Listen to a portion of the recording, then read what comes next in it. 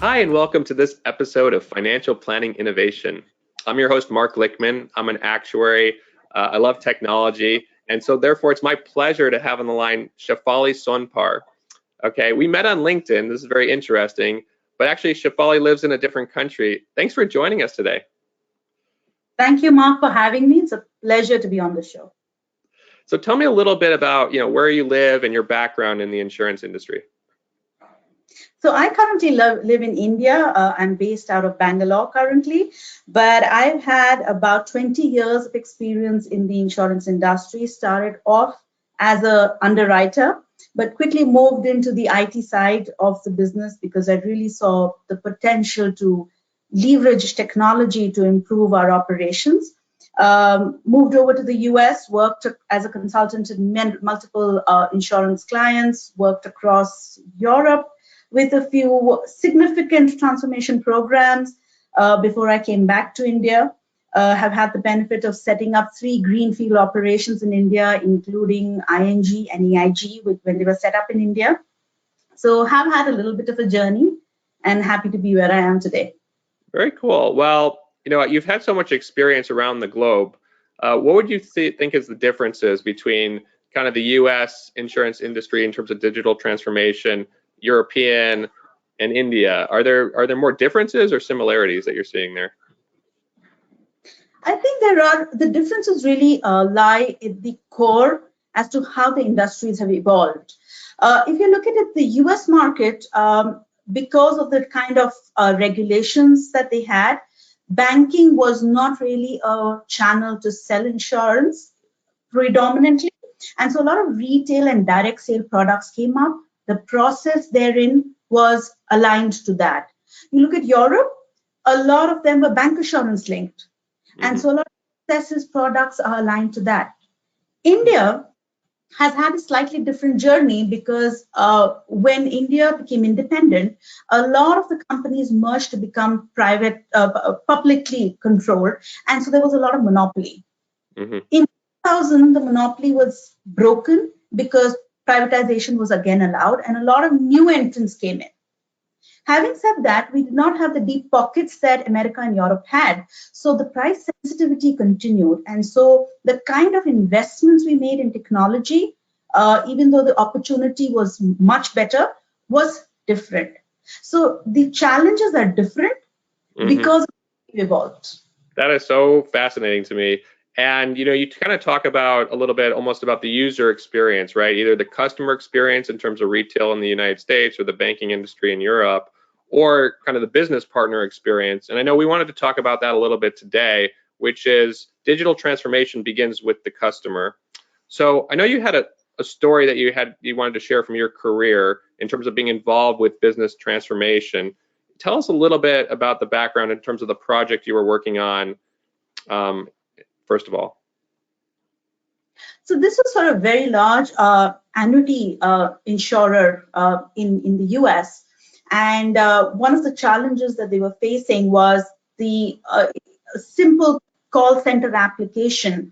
When the annuitant would call up, they were really old people.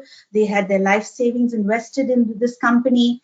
And the organization, because like I said, it's a very large organization, had grown through acquisitions.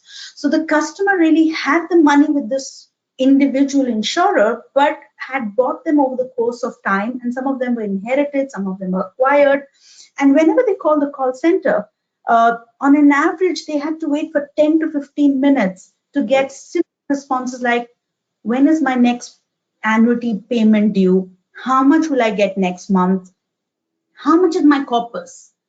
And a good feeling to be on listening to music, waiting to hear how much money my company is holding and will I get it back or not.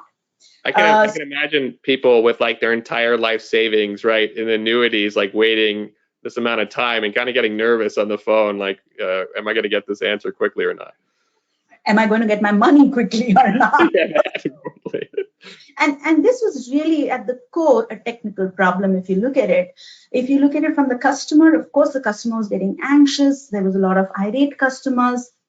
From the business user point of view, the call center agents who were trying to respond to the customer, they were not keeping the customer on hold out of fancy. They were really doing work for those 10 minutes. They were toggling between system, possibly doing manual notes, opening the calculator in the system, and doing those calculations and making sure they do the right amount, because any manual error has a deep impact to the customer.